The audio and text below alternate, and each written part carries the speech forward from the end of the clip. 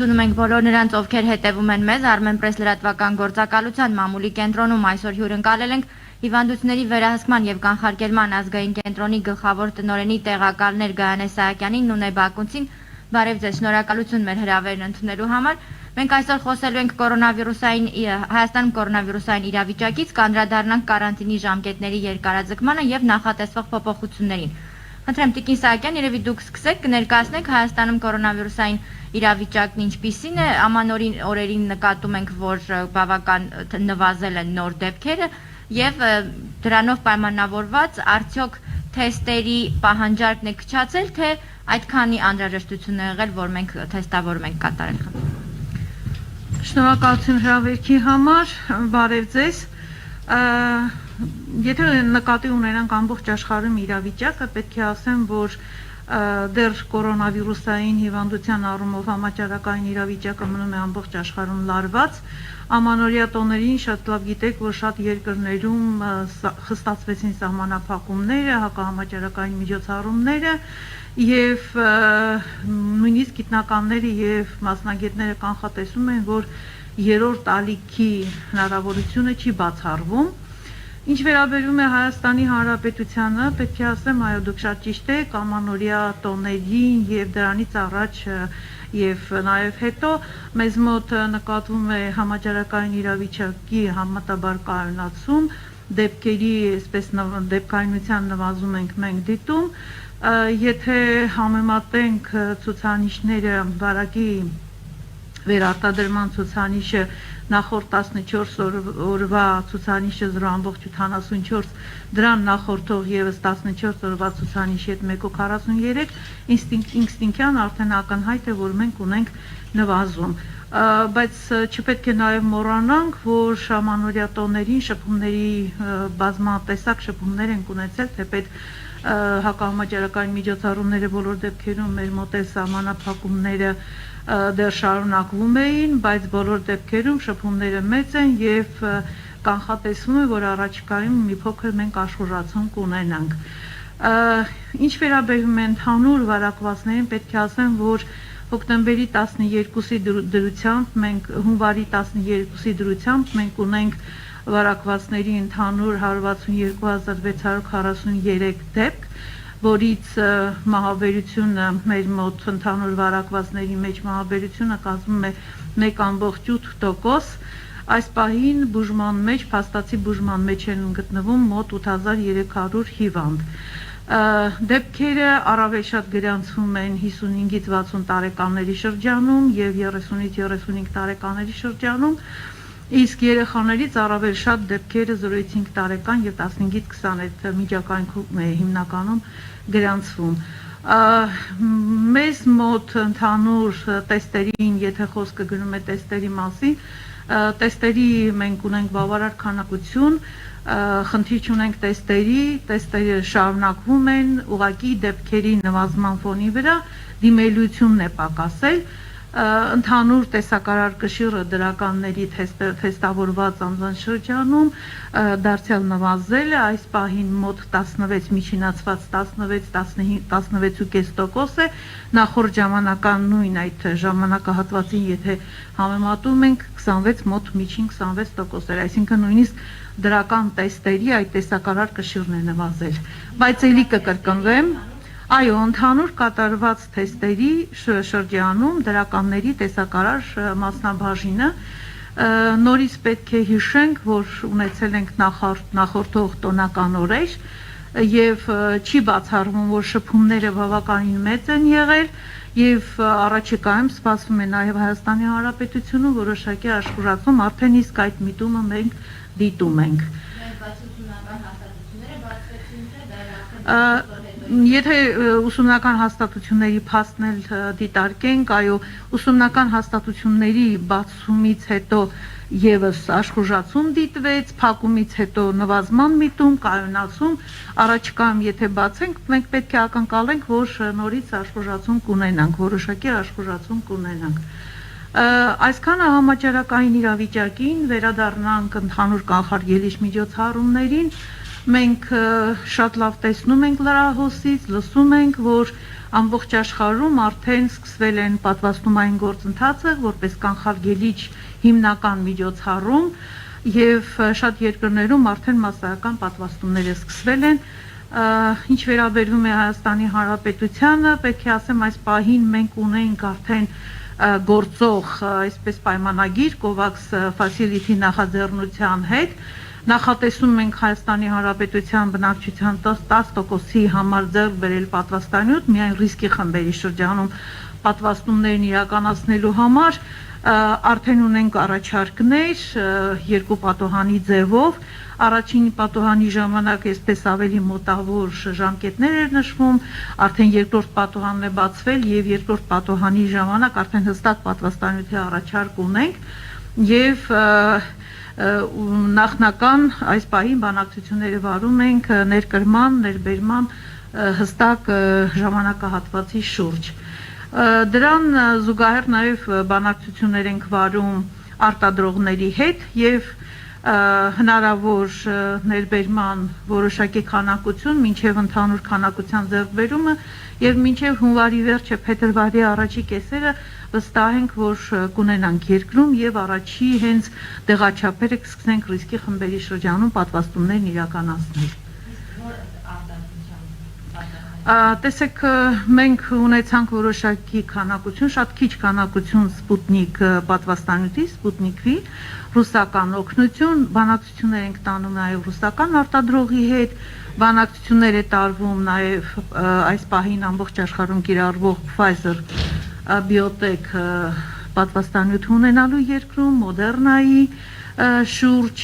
հիմնական պոտենցիալ այն պատվաստանյութերը, որոնց մասին, որովհետև մեզ համար հիմնականը շատ կարևոր է պատվաստանյութի անվտանգությունը եւ արդյունավետությունը, բոլորդ էլ շատ լավ գիտեք, այս պահին դեռևս այս 3 պատվաստանյութն է եւ նաեւ գումարած դրան անգլիական AstraZeneca այս 4 պատվաստանյութի վերաբերյալ է հստակ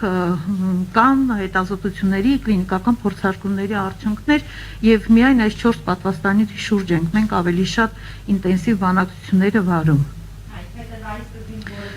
մենք զուգահեռ բոլոր պատվաստանյութերի վերաբերյալ բանակցությունների տանում, բայց որը ավելի շուտ երկիր կներկրվի, այս պահին չեմ կարող ասել, որտեղ դա շատ լոջիստիկ տարբեր հարցերի հետ է կապված եւ մինչեւ վերջի պահը կարող են եւ անակնկալներ լինել։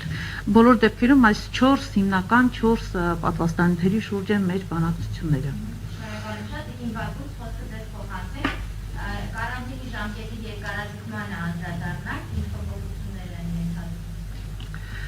Արդեն Տիկին Սահակյանը ներկայացրեց իրավիճակը մեր երկրում եւ այստեղ ես դժեց նաեւ աշխարհում արկա համաճարակային իրավիճակի ես պետք է ասեմ որ մեզ շրջապատող աշխարհում ինչպես մեր ամենամոտ հարևան երկրներում այնպես էլ ընդհանրապես տարածաշրջանում իրավիճակը շատ ավելի ծանր է քան մեր երկրում շատ ծանր իրավիճակ է այնտեղ հիվանդացությունը անընդհատ աճում է դեպքերը աճում են առողջապահական համակարգը չի հասցնում ոչ թթվածին, ոչ բուժում, շատ ծանրագույն իրավիճակ է ստեղծվել եւ Անգլիայում, եւ այլ երկրներում, դե Ամերիկայի մասին չեմ խոսում, եւ նույնիսկ մեր ամենամոտ հարևան երկրներում եւ ինչպես արդեն Տիկին Սահակյանը ասեց, բոլոր տեղերում շատ խիստ սահակամաճարակային միջոցառումներ են, այնտեղ արկա է եւ տնտեսական գործունեության խիստ սահմանափակումներ եւ պարետային ժամ եւ այլ մի շարք միջոցառումներ եւ մուտքի ելքի սահմանափակումներ, դպրոցներ չեն աշխատում եւ այլը եւ այլը։ Մեր պարագայում, ինչպես արդեն ներկայացվեց, հիմք ընդունելով արկա համեմատաբար բարվոք համաճարակային իրավիճակը, մենք ուրեմն որոշում կայացվեց առաջինը երկարաձգել կարանտինի ժամկետը, հաշվի առնելով ամբողջ իրավիճակը աշխարհում եւ պոտենցիալ ռիսկը նաեւ դրսից ներբերման եւ հետագա զարգացման համաճարակային իրավիճակի, ինչպես արդեն ասեցինք, հնարավոր աշխուժացում ենք կանխատեսում եւ միաժամանակ հիմք ընդունելով համաճարակային համեմատաբար բարվոք վիճակը որոշ մեղմացումներով։ Ինչ է որոշել, ինչ փոփոխություններ է արել կառավարությունը։ Նախ երկարաձգվել է կարանտինի ժամկետը 6 ամսով մինչև հուլիսի 11-ը։ Սա առաջի փոփոխությունը։ Երկրորդ փոփոխությունը վերաբերվում է մուտքի ռեժիմին։ Պետք է նշեմ, որ թերևս ըստ պրեսայի եւ ըստ արձագանքների ես տեսա, որ ոչ բոլորն են իրազեկված, որ դեռևս նոյեմբերի 1-ից կառավարության նույն ու կարանտինի որոշման փոփոխություններով արդեն իսկ օդային ճանապարհով սահմանը հատելու համար փոխվել էր ռեժիմը եւ մտցվել էր միայն մեկ պահանջ, դա 72 ժամ վաղեմությամբ PCR տեստի արկայությունն է բացասական պատասխանով, որի դեպքում կարելի է առանց որևէ այլ խնդիրների հատել սահմանը եւ գալ Հայաստանի Հանրապետություն եւ այդ ուրեմն պահանջը վերաբերվում է բոլորին, ոչ միայն Հայաստանի Հանրապետության քաղաքացիներին, այլ բոլորին, բոլոր օտարերկրացիներին։ Հիմա այս որոշմամբ, որը երեկ ընդունվեց, այդ ռեժիմը տարածվում է նաև ցամաքային անցակետերի վրա, այսինքն ներկայում նաև ցամաքային անցակետում նման սերտիֆիկատի արկայության դեպքում բացասական տեստի կարող են գալ Հայաստան։ Մի լրացում անեմ, եթե ինչ-որ մեկը եկել է հասել է օդանավական կամ անցման կետ եւ չունի նման սերտիֆիկատ, որոշումը նախատեսում է տեղում նմուշառում անցնել, հանձնել նմուշ եւ ինքնամեկուսանալ մինչեւ նմուշի պատասխանը։ Բացասական պատասխանի դեպքում ավտոմատ կերպով ինքնամեկուսացումը վերանում է, իսկ դրական պատասխանի դեպքում համապատասխանաբար անձը ստանում է համապատասխան բուժում արդեն որպես հիվանդ եւ իր հետագա ճակատագիրը որոշում են բուժող բժիշկները կամ տանն է բուժվում կամ հոսպիտալացվում է համապատասխանաբար։ Սա առաջի եւ ուրեմն փոփոխությունը, որը արել է կարանտինի որոշումը։ Երկրորդ ուրեմն գլոբալ փոփոխությունը, որը արվել է այս որոշմամբ, դա մեղմացվել են հակահամաճարակային միջոցառումները, այսինքն մենք ունեինք որոշակի սահմանափակում, ոչ կոմերցիոն նպատակներով իրականացվող հանրային միջոցառումների, համերգներ, չգիտեմ, տոնախմբություններ, ինչպես նաև հարսանիքներ, թաղումներ, նման տեսակի հավաքների ժամանակ արկա էր սահմանափակում մինչև 60 հոգի։ Երեկվա որոշմամբ այդ սահմանափակումը վերացվել է եւ այսուհետ նա չի գործի։ Սա երկրորդ գլոբալ փոփոխությունն է, որը այսինքն հավաքույթի մասնակիցների անձանց թվի սահմանափակումը վերացվել է երեկվա որոշմամբ։ Այսինքն միաժամանակ մենք երկարաձգել ենք կարանտինը, բայց այնտեղ որտեղ հնարավոր է եղել եւ ռիսկը նվազագույն է եղել, արվել են որոշակի մեղմացումներ։ Գլոբալ առումով այսքանը։ Բնականաբար այլ սահմանափակումները գործում են եւ ես պետք է նշեմ, ենթադրում եմ, որ արդեն բոլորի համար դա ապացուցվեց այս վերջի ամիսների պրակտիկայով, որ կարանտինի որոշմամբ եւ նրանից բացի սահմանված համաճարակային նորմերով, որոնք ներառում են մեր դիմակի կրելը, սոցիալական հեռավորության ապահովումը, հեռահար աշխատանքի ուրեմն հնարավորությունը ռիսկի խմբերի համար եւ այլ հակահամաճարակային միջոցառումներ յուրաքանչյուր ոլորտի համար, որոնք սահմանված են եւ գործում են, այսպես այդ բոլոր միջոցառումները ապացուցել են իրենց արդյունավետությունը, քանի որ մենք հիմա փաստացի Հայաստանում ունենք համեմատաբար ստաբիլ համաճարակային իրավիճակ։ Այսինքն դրանք տեղին են, դրանք արդյունավետ են, գործում են եւ որոշակիորեն նվազեցնում են ուրեմն տարածման ռիսկը։ Այնուամենայնիվ, ավարտելով այս բոլոր թեման, ուզում եմ անպայման նորից նշեմ ու կոչ անեմ։ Չնայած համեմատաբար կայուն վիճակին, մենք պետք է հասկանանք, որ կորոնավիրուսը ոչ միտեղ չի գնացել։ Կորոնավիրուսը առկա է, մենք էլի չունենք կորոնավիրուսի համար բուժելու դեղամիջոց, որ ազդի ուղղակիորեն վիրուսի վրա եւ ինքը ամեն պահի կարող է նորից աճել եւ շատանալ։ Դուք տեսնում եք աշխարհում նոր վիրուսը փոփոխվում է անընդհատ, նա փորձում է ավելի ճկուն լինել եւ կարողանա տարածվի ավելի շատ, նոր շտամներ են ի հայտ գալիս, որոնք ավելի վարակիչ են եւ դա այդ բոլոր գործոնները մեզ հուշում են, որ հնարավոր է իրավիճակը փոխվի նաեւ Հայաստանի Հանրապետությունում։ Այս առումով նաեւ ուզում եմ նշեմ, որ մեկ անգամ եւս բնակչությանը եւ մեր բոլոր ուրեմն բժիշկներին մեկ անգամ եւս հիշեցնեմ, որ կորոնավիրուսի հարուցիչը լինելով վիրուս չի կարող բուժվել հակաբիոտիկներով։ Հակաբիոտիկների օգտագործումը անօգուտ է վիրուսի պարագայում, նա չի ազդում կորոնավիրուսի վրա։ Հակաբիոտիկները կարող են նշանակվել բժշկի կողմից միայն այն դեպքերում, երբ որ կորոնավիրուսային վարակի ֆոնի վրա միանում է երկրորդային վարակ, այսինքն այլ ինֆեկցիա է միանում, որի վրա հակաբիոտիկները կարող են ազդել, բայց չբարթացված դեպքերում ամենասկզբից հատկապես բնակչությանը, իսկ մեր բնակչությունը ցավոք ինքնաբուժվելու բան ունի, հա, սովորություն ունի ցավոք սրտի, որ իրար են հարցնում կամ չգիտեմ ինչ են կարդում կամ իրենց մտածում են, որը վնաս չի տա, վնաս կտա, անտիբիոտիկ է ընդունում առաջին իսկ որևէ նշանի դեպքում։ Մի թեթև ջերմություն եւ միանգամից հակաբիոտիկ, դրա անհրաժեշտությունը չկա։ Անհրաժեշտ է դիմել բժշկի, անպայման հետազոտվել, տեսնել կորոնա է թե ոչ եւ հետո բժշկի խորհրդով շարունակել բուժումը։ Հակաբիոտիկների այսպիսի օգտագործումը միայն կբարթացնի իրավիճակը, քանի որ հակաբիոտիկները բացի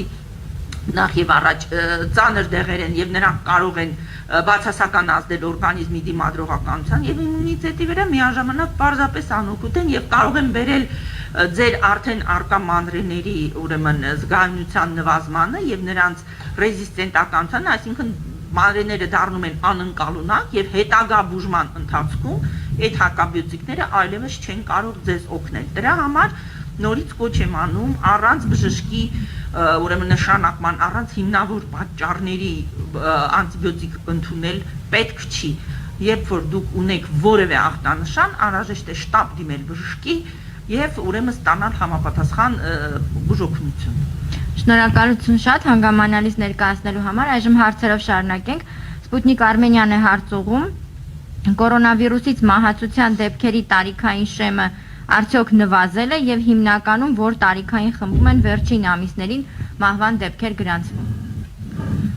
Ես երևի պատասխանեմ։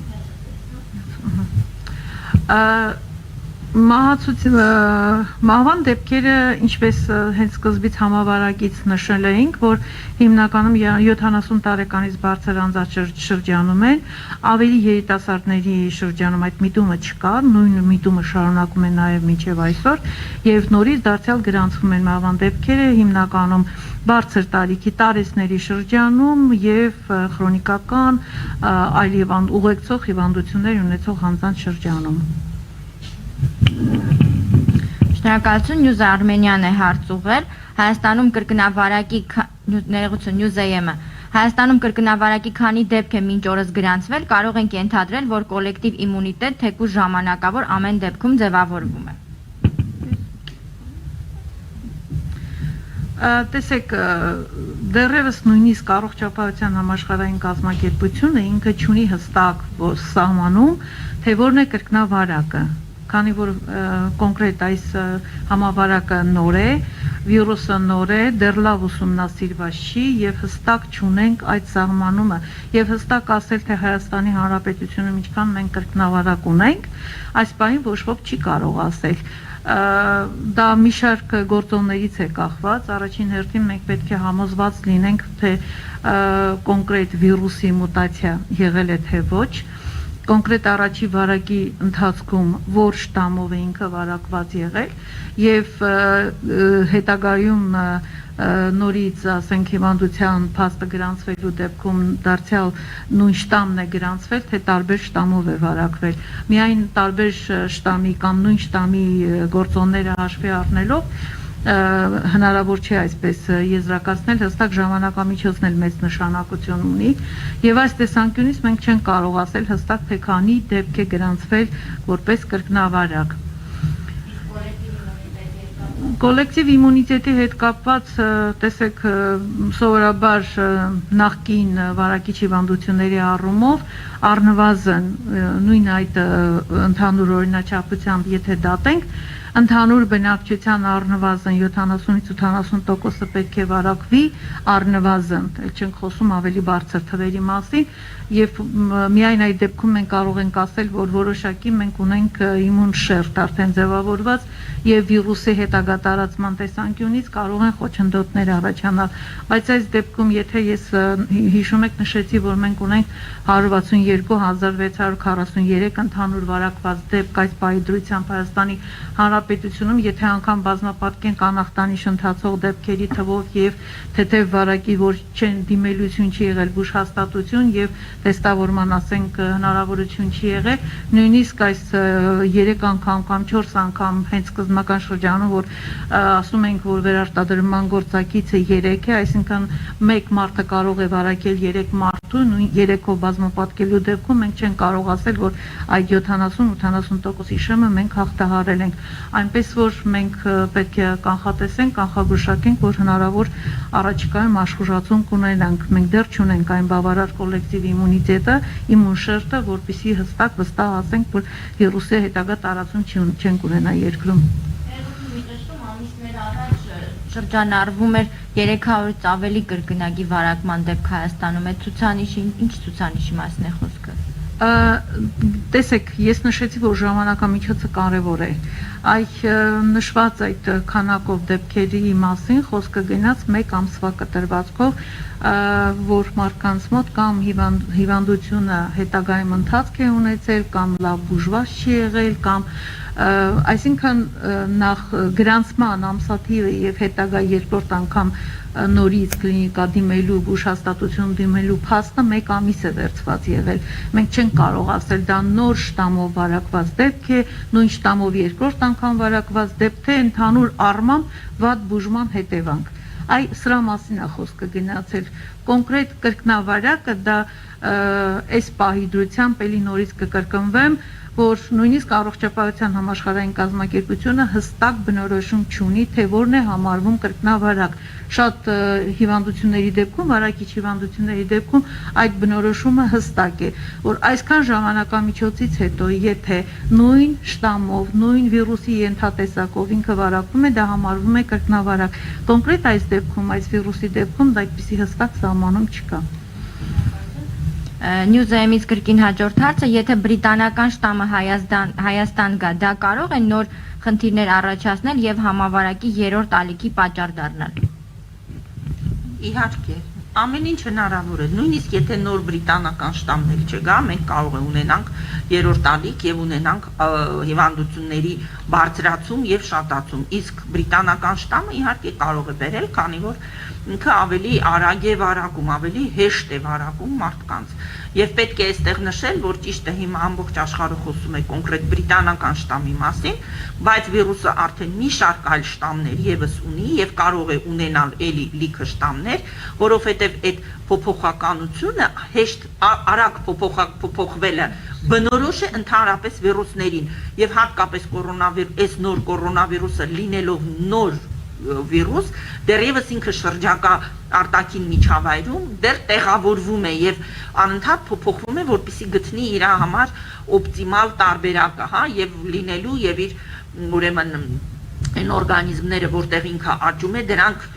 շատ չվնասելու, որովհետև առանց ընկալ օրգանիզմի ինքն էլ չի կարողանա աճի։ Ուստի այս process-ով պայմանավորված, բացի բրիտանական շտամից կարող են ուրիշ շտամներ էլ լինել եւ միգուցե դեռ արդեն կան, բայց դեռ հետազոտված կամ ֆիքսված կամ ուրեմն պարզված չեն, այնուամենայնիվ այո, իհարկե, եւ բրիտանական շտամի եւ ցանկացած դեպքի ներբերումը դրսից Հայաստան նորից կարող է բերել 1-2-3 դեպք եւ կարող է մեզ մոտ էլի երրորդ դա ռիսկի մի գործոն է դրսից ուրեմն հիվանդության գալը երկիր։ Տիկին Բակունց, այդ դեպքում հաշվի առնելով, որ հնարավոր է երրորդ ալիք բրիտանական շտամի հետ թե առանց դրա, այդ դեպքում արդյոք ռիսկային չէ այդ հավաքույթների սահմանափակումը հանելը։ Տեսեք, քանի որ մենք միաժամանակ մենք հանել ենք, պետք է հասկանանք, որ ինչ է հանվել։ Հանվել է միայն անձանց քանակի սահմանափակումը։ Չի հանվել դրանց կազմակերպման պահանջները, որոնք սահմանված են սանիտարական կանոններով, այսինքն սոցիալական հեռավորությունը, ախտահանումը, նվազագույն քանակը, պարտադիր օդափոխությունը, արհեստական, ոչ արհեստական, բնական, որպեսզի անդադօդը փոխվի եւ վիրուսի կոնցենտրացիան չշատանա, այդ ախտահանումը, անընդհատ ձեռքերի լվանալը, այդ մյուս բոլոր պահանջները մնացել են եւ պետք է գործեն, որովհետեւ դրանք են ռիսկի նվազեցման եւ ուրեմն վարակի կանխարգելման հիմնական ուրեմն բաները, հիմքերը։ Միաժամանակ պիտի ասեմ, որ մուտքի վրա էլ արդեն ինչպես ասեցի, մենք պարտադիր պահանջում ենք բացասական հետազոտություն, այսինքն մենք վարակված անձ փորձում ենք այնպես անել, որպեսզի վարակված անձ Հայաստան չմտնի։ Այսպիսով փորձում ենք նվազեցնել նաև այդ ներբերման ռիսկը, մարդը պիտի գա կամ հետազոտված բացասական կամ տեղում հետազոտվի, հենց տեղում նմուշը վերցնի եւ սպասի հետազոտվի, որ լինի բացասական, դրականի դեպքում էլ անմիջապես ուրեմն ինքնամեկուսանա կամ մեկուսանա եւ բուժվի։ Սա է այն ուրեմն սկզբունքային բաները, որոնք որ ընկած են կարանտինի որոշման հիմքում եւ օգտվելով այս հարցից ես ուզում եմ մեկ անգամ եւս կոչ անել անկախ կարանտինի որոշման այս մեղմացումներից մենք պետք է հիշենք, որ սանիտարահամաճարակային անվտանգության կանոնները գործում են, ինչպես ես արդեն ասեցի, պրակտիկան ցույց է տալիս, որ նրանք արդյունավետ են, նրանք իսկապես նվազեցնում են ռիսկ եւ պաշտպանում են, եւ պետք է մենք շարունակենք դա անել, մինչեւ մենք կունենանք արդեն այլ իրավիճակ, կունենանք, չգիտեմ, դեղանյութ, կունենանք բավարար իմունշերտ եւ այլ իրավիճակը ցույց կտա, բայց այս դեպքում ամբողջ մինչեւ կարանտինի ավարտը մենք պետք է շարունակենք դրա կատարումը, դա նշանակում է կրել դիմակ, պահպանել սոցիալական հեռավորություն, պարտադիր հնարավորինս հաճախ լվանալ եւ ախտանել ձեռքերը եւ մակերեսները եւ ջերմաչափել օրը 2 անգամ, որպեսզի մենք կարողանանք նվազեցնել ռիսկը եւ կանխել հնարավորինս կանխել տարածումը։ Իսկ մի ճշտում, միգուցե երկուստ էլ պատասխանեք, կա ուսումնասիրություն, թե արդեն այս տարածված շտամով վարակվածները, եթե նոր մուտացիա ենթարկված վիրուսի տեսակով են վարակվում, ինչպես են տանում, միջազգային միտումներ ինչ են ցույց տալիս։ Այս պահի դրությամբ նոր շտամի հետ կապված դեռևս չկա որևէ տվյալ, որ այդ շտամով վարակվածները ավելի ծանր են տանում կամ մահերի թիվը ավելի բարձր է։ Այս պահի դրությամբ իրավիճակն այդպիսին է։ Ճիշտ է, նա ավելի արագ է մարդկանց վարակում եւ ավելի շատ մարդ է վարակում, 70% ավելի է վարակում, քան մյուսը։ Բայց այնուամենայնիվ հիվանդության ընթացքի եւ ելքի վրա դեռևս իր ազդեցությունը չի գրանցված, այսինքն դեռևս այս պահի դրությամբ համարվում տվյալները ցույց են տալի, որ նույն ձևի է հիվանդանում եւ ուրեմն շարունակում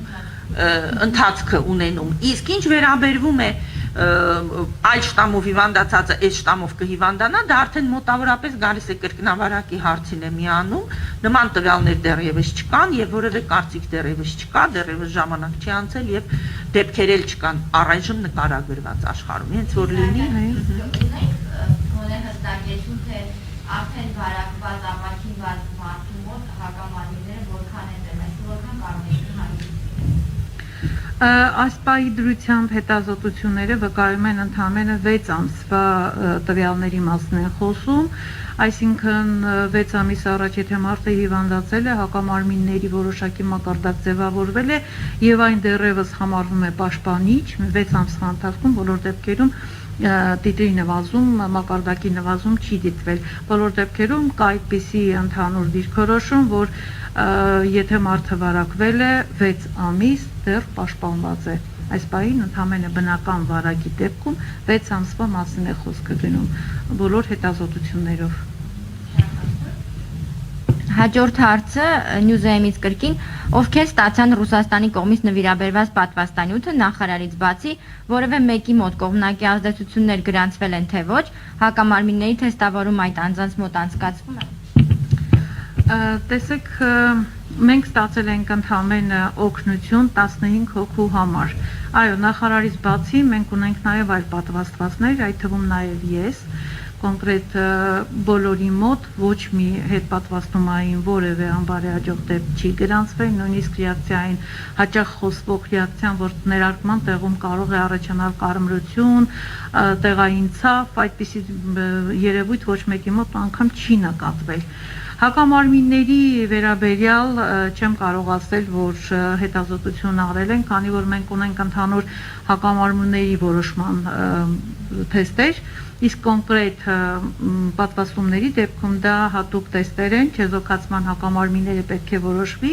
նեյտրալիզացնող հակամարմիններ այս պահին այդպիսի թեստեր չի արվում եւ ընդհանուր առմամբ խորհուրդ չի տրվում, քանի որ կլինիկական փորձարկումները Sputnik V մեր ձեռքի տակ է այդ ամբողջ դոսիեն եւ ընդհանուր այսպես արդյունավետությունը գնահատվել է առաջի դեղաչափից հետո 91.4%, իսկ երկրորդ դեղաչափից հետո հասնում է մինչև 94%-ի, այսինքն ընդհանուր կանխարգելիչ որպես մարդուն պաշտպանելու հատկանիշ 94%-ով մարդը պաշտպանված է վարակվելուց։ Բոլոր դեպքերում ընդհանուր մեկ եզրույթ էլ կա, որ պատվաստանյութը հիմնականում 100%-ով կանխում է մահացությունը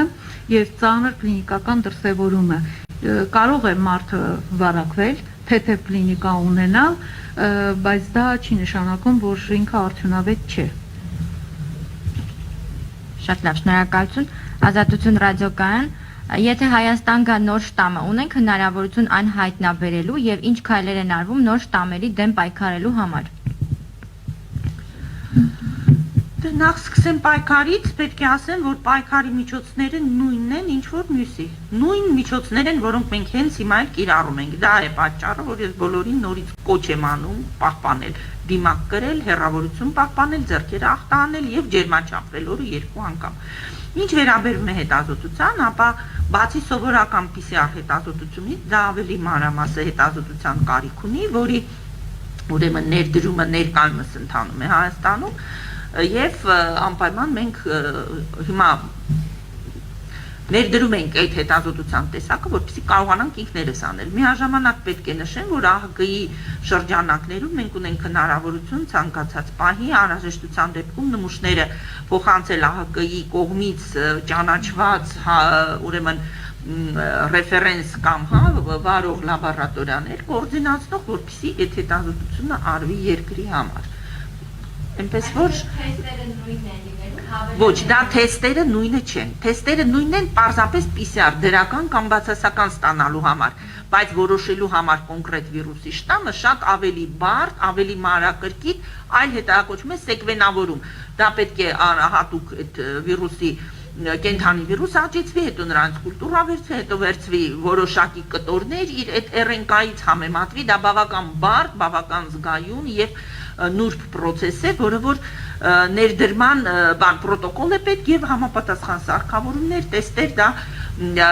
շատ ավելի բարդ հետազոտություն է, քան սովորական PCR-ը։ Դրա մասին է խոսքը, որ ներդրվում է։ Իսկ PCR հետազոտություններով բրիտանական թե չգիտեմ հարավ-աֆրիկյան, թե վաղը կլինի մի այլ երկրի շտամ, PCR տեստերը հայտնաբերում են դա նույն ուրեմն հաջողությամբ, քանի որ PCR տեստերը տարբեր են, նրանք հիմնված են այլ գեների վրա, որոնք դեռևս չեն փոխվում եւ իրենց արդյունավետությունը այս պահի դրությամբ ապացուցված է հատկապես մեր երկրում։ Մենք զգուշացրել ենք, տեղյակ ենք պահել, լինելով ռեֆերենս լաբորատորիա, տեղյակ ենք պահել բոլոր լաբորատորիաներին, որ իրենք տեստը գնելուց անպայման պահանջեն ապացույց, որ այդ տեստերը հայտնաբերում են նաև այդ բրիտանական շտամը եւ